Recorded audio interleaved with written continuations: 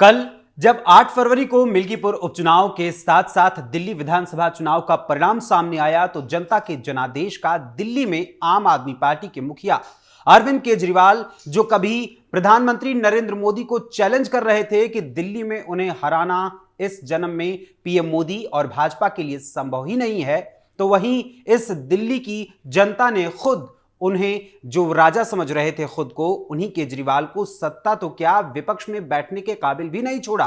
तो वहीं इस हार के बाद अरविंद केजरीवाल रोने धोने का एक नाटक करते हैं और उनका वीडियो वायरल होता है और उस वीडियो में सामने दिखाई देते हैं कि अरविंद केजरीवाल रोते हुए अपनी हार को स्वीकार कर रहे हैं।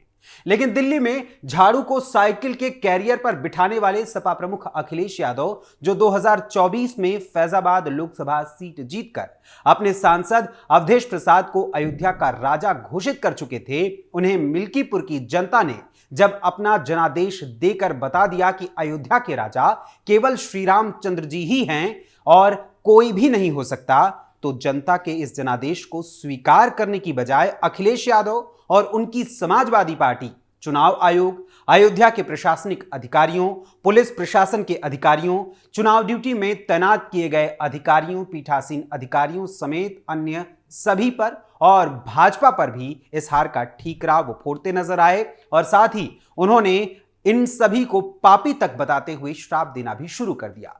लेकिन आखिर मिल्कीपुर विधानसभा सीट पर हुए उपचुनाव में क्या थी भाजपा की जीत की असल वजहें और क्यों सपा प्रमुख अखिलेश यादव की मंशा मिल्कीपुर उपचुनाव में रह गई अधूरी, आपको बताएंगे विस्तार से हमारे खास प्रोग्राम थर्ड आई के आज के इस अंक में।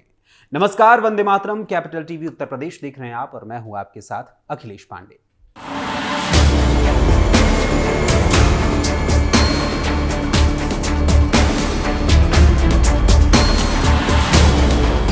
लोकसभा चुनाव में अयोध्या की हार बीजेपी कभी पचा नहीं पाई थी।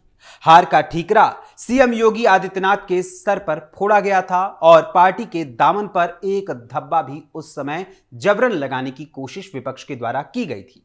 मिल्कीपुर की 60,000 से ज्यादा वोटों की जीत ने न सिर्फ उस धब्बे को धो दिया है, बल्कि सीएम योगी आदित्यनाथ के नेतृत्व को और भी अधिक मजबूत किया है। आपको बता दें कि मिल्कीपुर विधानसभा उपचुनाव में बीजेपी प्रत्याशी चंद्रभानु पासवान की ऐतिहासिक जीत हुई है। 61,540 वोटों से बीजेपी प्रत्याशी चंद्रभानु पासवान ने जीत दर्ज करते हुए सपा उम्मीदवार अजीत प्रसाद को पराजित किया है और साथ ही इस जीत से सपा के चेहरे पर कालिख भी लग गई है।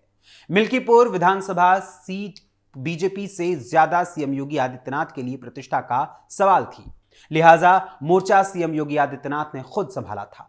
सरकार और संगठन दोनों में संतुलन बनाते हुए सीएम योगी आदित्यनाथ ने न सिर्फ बढ़िया शॉट खेला, बल्कि सपा के पीडीएफ फॉर्मूले और सांसद अवधेश प्रसाद की रणनीति की धज्जियां भी उड़ा दी और पूरी तरीके से सपा का इस सीट पर सफाया ही कर दिया। सपा के पीडीएफ फॉर्मूले पर सीएम योगी का स्ट्रेट ड्राइव।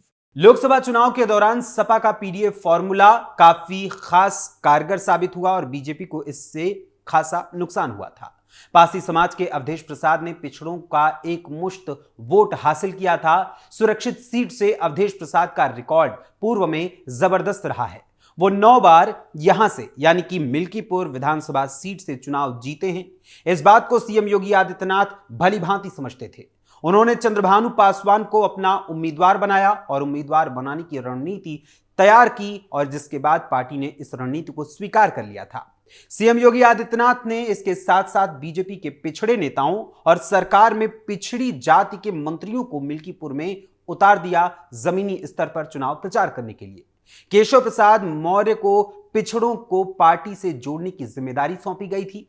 सपा के जातीय समीकरण को स्ट्रेट ड्राइव खेलकर उन्हीं के भाषा में जवाब देकर पिछड़ों में बीजेपी के प्रति जो दृष्टिकोण बदल रहा था, उसे वापस पार्टी से जोड़ने में कामयाबी हासिल की गई, जिसकी वजह से इस चुनाव में इसका खासा असर देखने को मिला।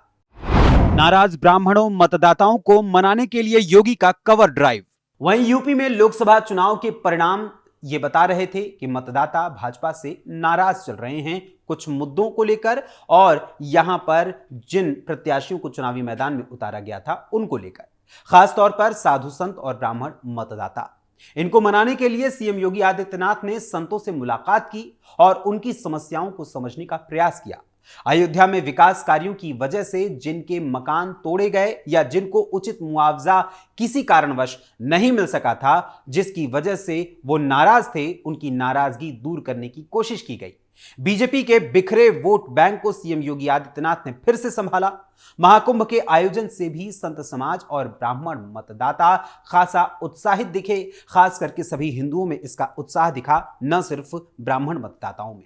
यह भी एक बड़ी वजह रही बीजेपी के जीतने की। सपा के परिवारवाद पर सीएम योगी आदित्यनाथ का यह हुक शॉट पूरी तरीके से फिट बैठा था। सपा के परिवारवाद पर सीएम योगी का हुक शॉट। फैजाबाद यानी अयोध्या से अवधेश प्रसाद सपा के सांसद थे और मिल्कीपुर से उनके ही बेटे अजीत प्रसाद को विधायक बनाने की तैयारी कर रही थी समाजवादी पार्टी, और इसी के लिए उसने उन्हें उम्मीदवार बनाया था।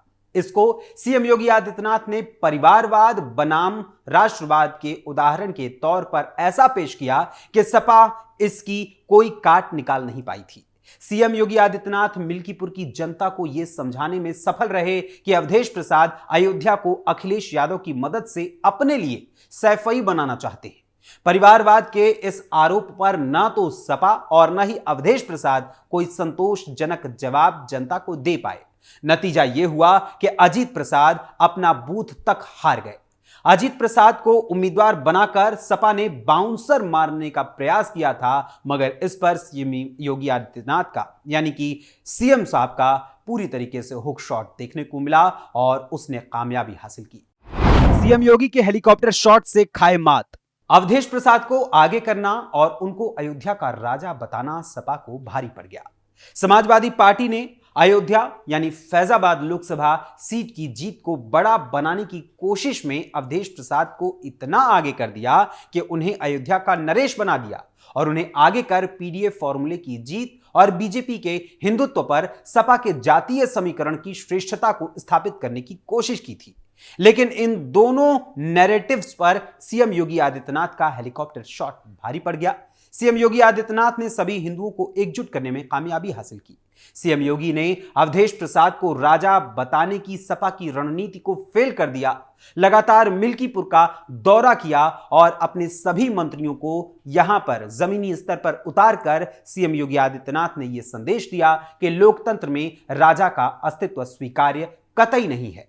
अयोध्या के राजा सिर्फ और सिर्फ प्रभु श्री राम ही हैं और बाकी सभी सिर्फ उनके सेवक ही हैं।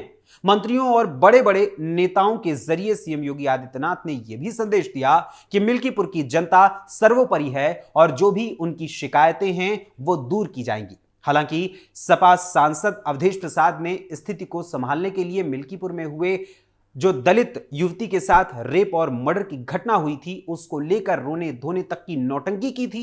लेकिन तब तक सीएम योगी आदित्यनाथ का हेलीकॉप्टर शॉट यहां पर काम आ चुका था और सीएम योगी आदित्यनाथ ने खुद उस रोने धोने को एक नाटक नौटंकी करार दिया था। सपा कांग्रेस गठबंधन पर सीएम योगी का स्क्वायर कट।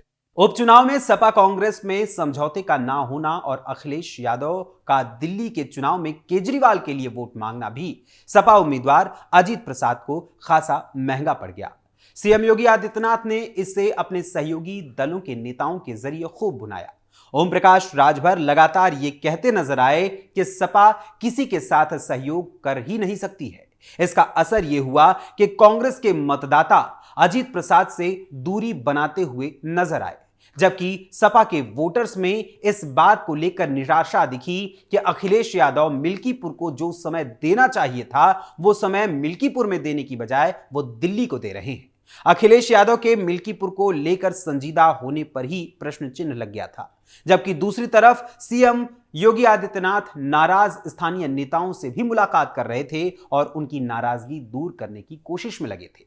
खब्बू तिवारी जैसे नेता से वो 3 बार मिले थे। सीएम योगी आदित्यनाथ के 5 शॉट्स जवाब का यानी कि जो ये पांचों के पांचों पॉइंट्स थे, इन सभी का जवाब सपा के पास नहीं था और समाजवादी पार्टी इस कोशिश में थी कि अपनी जो जीत लगातार बरकरार होती आई थी उस जीत में वो कामयाब हो जाएगी। लेकिन यहीं पर सीएम योगी आदित्यनाथ के प्रयासों ने अखिलेश यादव को तगड़ा झटका दिया। समाजवादी पार्टी इस झटके से कब तक उबर पाएगी ये तो वक्त ही बताएगा, लेकिन मिल्कीपुर उपचुनाव के परिणाम आने के बाद समाजवादी पार्टी के प्रदेश मुख्यालय के बाहर लखनऊ में 2027 के उत्तर प्रदेश विधानसभा चुनाव को लेकर अब एक नया पोस्टर आ गया है। इस नए पोस्टर से पोस्टर वॉर फिर से शुरू हो गया है। सपा मुख्यालय के बाहर लग गया नया पोस्टर। उत्तर प्रदेश के अयोध्या की मिल्कीपुर विधानसभा सीट पर मिली हार के बाद समाजवादी पार्टी कार्यालय के बाहर एक नया पोस्टर लगा दिया गया है। बीजेपी के चंद्रभानु पासवान ने सपा के अजीत प्रसाद को यहां 61,000 से अधिक वोटों से हराया है, तो वहीं लोकसभा चुनाव में अजीत प्रसाद के पिता और सपा नेता अवधेश प्रसाद फैजाबाद से सांसद बनने के बाद सपा के पोस्टर बॉय के नाम से फेमस हुए थे, लेकिन वही फेमस होना भी इनके लिए नकारात्मक साबित हो गया। उनके बेटे की करारी हार के बाद अब सपा मुख्यालय के बाहर एक नए पोस्टर की एंट्री हो गई है। समाजवादी पार्टी के पूर्व प्रदेश सचिव मुलायम सिंह यूथ ब्रिगेड के राम सुधाकर यादव ने अजीत प्रसाद की हार के बाद कार्यालय के बाहर एक पोस्टर लगाया है। इस पोस्टर में उन्होंने उत्तर प्रदेश में साल 2027 में होने वाले विधानसभा चुनाव को लेकर पार्टी को अलर्ट किया है। पोस्टर में क्या लिखा है? समाजवादी पार्टी के नेता पूर्व प्रदेश सचिव मुलायम सिंह यूथ ब्रिगेड राम सुधाकर यादव ने कार्यालय के बाहर जो पोस्टर लगवाया है, उस पोस्टर पर मोटे तौर पर लिखा है कि 27 के लिए सावधान, पूरे उत्तर प्रदेश में जागरूकता यात्रा की जरूरत। इस पोस्टर में आगे बहुत सी बातें लिखी हैं। उन बातों के अलावा इस पोस्टर में मोटे तौर पर यह भी लिखा गया है कि भाजपा और निर्वाचन आयोग मिलकर तैयारी करते हैं, वोटर लिस्ट की तैयारी करते हैं, वोटर लिस्ट नहीं बनाते हैं, मतदान और मतगणना तक होता है मिलीभगत से भ्रष्टाचार। वहीं इस पोस्टर के जरिए पार्टी के शीर्ष नेतृत्व से 27 के लिए सावधान रहने की जरूरत का भी आह्वान किया गया है और जागरूकता यात्रा की भी मांग की गई है। वहीं दूसरी ओर आज सपा प्रमुख अखिलेश यादव ने सोशल मीडिया प्लेटफॉर्म एक्स पर एक ट्वीट कर फिर से अपनी हार का ठीकरा भाजपा प्रशासन और पुलिस अधिकारियों पर फोड़ते हुए लिखा, चुनाव के परिणाम आने के बाद चुनाव कराने वालों को कुछ लोगों को लोकतंत्र के जाबाज नाम के अवार्ड से निम्नांकित क्रम में सम्मानित करना चाहिए। एक अवार्ड्स उस व्यक्ति को जिसने मिल्कीपुर में भाजपा के लिए अकेले 6 वोट डालकर मतदान के महान अधिकार का कर्तव्य एक बार नहीं 6 बार निभाया। पॉइंट 2, एक अवार्ड उन लोगों को जिन्होंने उन लोगों से मतदान करवाया जो दुनिया से जा चुके हैं और उनसे भी जिनके मतदान के दिन सशरीर तो कहीं ड्यूटी करने के प्रमाण हैं पर उन्होंने वोट कहीं और डाला। पॉइंट 3, एक अवार्ड उन कर्मचारियों को जिन्होंने आंखें बंद करके ऐसे लोगों से मतदान करने को संभव बनाया।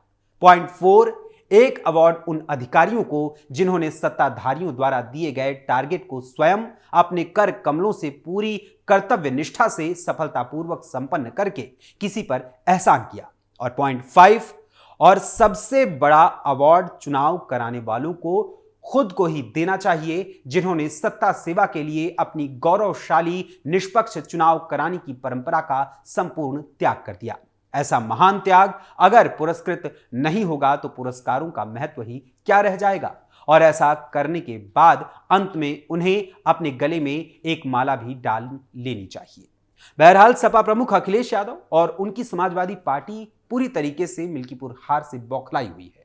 उनकी इस बौखलाहट और सीएम योगी आदित्यनाथ के मास्टर स्ट्रोक वाली जीत पर आपका क्या विचार है, हमें अपने कमेंट्स के माध्यम से जरूर बताइएगा। फिलहाल अभी के लिए आज के थर्ड आई के आज के इस अंक में बस इतना ही। फिर मुलाकात होगी किसी और खबर, किसी और मुद्दे, किसी और विषय के साथ। तब तक के लिए मुझे अनुमति दीजिए। धन्यवाद। जय हिंद, जय भारत।